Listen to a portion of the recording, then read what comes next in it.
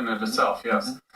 Civil servants, army officers, and other members of the traditional conservative elite. That reassured many members of the German population who either voted or for or watched the Nazi rise to power. That reassured them greatly.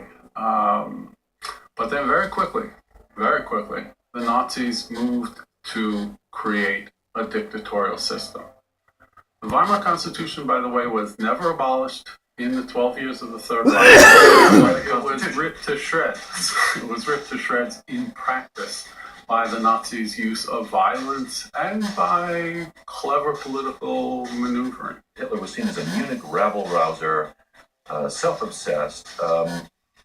But I wonder how these things played. Hitler was often described, she writes here from the book, as an egomaniac who only loved himself, had a characteristic fondness for superlatives, a kind of, would you describe him as a narcissist? What do you think of that? At the least. At the very least? At the least. So how did that work for him and not against him? Yeah, he was all those things.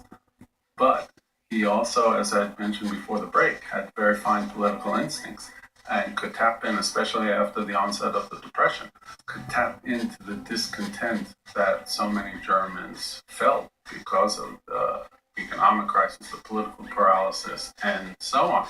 Somehow he made his own narcissism and his own psychology into a powerful political vehicle.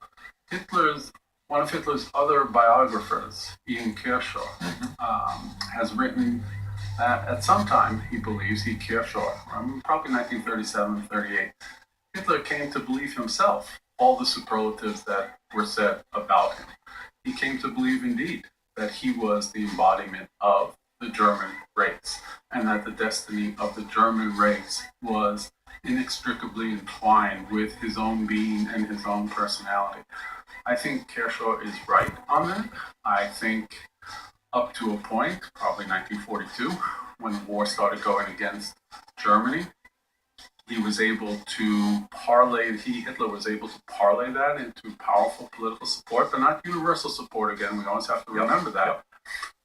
But then it also contributed to the total destruction of Germany in World War II. Kakatani reminds us from Ulrich here that Hitler was known, she writes among colleagues, for his bottomless mendacity, that means untruthfulness. And she quotes a former finance minister saying that he was, quote, so thoroughly untruthful that he could no longer recognize the difference between lies and truth.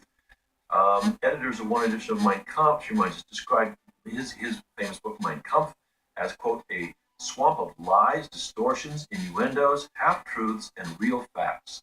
And Germany was a country famous for its history of scholarship, its background in science. If he was a great liar, why didn't that disqualify him? Why didn't Germans see that and run him out on a rail? Germany was a very fractured country, especially after the defeat in World War I and in the German Revolution of 1918-19. There was a very strong, long authoritarian tradition in Germany. There was also a very strong, long democratic tradition in Germany. The democratic tradition went back to the 1790s, certainly to the 1840s and the 1848 revolution. That the democratic part of Germany triumphed after World War I in the revolution of 1918-19 and in the establishment of the Weimar Republic, which was the most democratic political order that Germans had ever experienced. But that republic, which instituted all sorts of excellent social reforms, was a period of great cultural flowering, of sexual reform movements. That republic was also very fragile. It was battered by one crisis after another. It's probably the worst situation for any democratic system to be established in when it had to deal with the consequences of a lost war, the consequences of a vengeful treaty, the consequences of the hyperinflation of 1923-24, then followed by that, or only 5 years later, the Great Depression. So we have to imagine the German generation born, let's say, in the 1890s or around 1900, that experienced one immense social crisis after another. Americans have nothing in their history to compare with that succession of crises within one generation.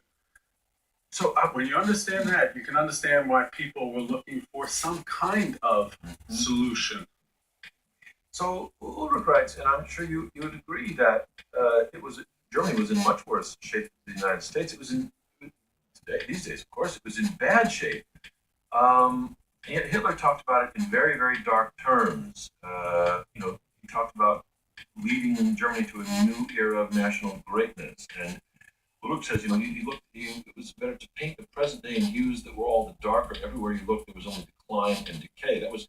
But was Hitler right in the way he described Germany? He described No, he was not. He was right that there was economic crisis, that there was political paralysis, but he was wrong in the sense that the Weimar Republic offered people all sorts of new opportunities that they had never had in the old Wilhelmine imperial system before World War One. The Weimar Republic offered Jews great opportunities, although Jews faced anti-Semitism to be sure. Some of the professions from which they had been barred were opened up to Jews. People of different sexual orientations felt freer than they had ever felt before in Germany. It was clearly a period of great artistic and cultural innovation. Now, the Nazis hated all that, and many of their supporters hated all that. The Nazis called it, the marks of cultural degeneracy, often associated that with Jews. So, in one phrase, you'd have Jews and cultural degeneracy linked together. But this was a highly fragmented society. For one part of the population, the Weimar Republic was a wonderful, energizing experience. For others, it was the mark of the decline of Germany. Did those who opposed the Nazis see what was happening? Did they see what was coming?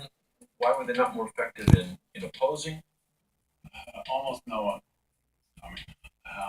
And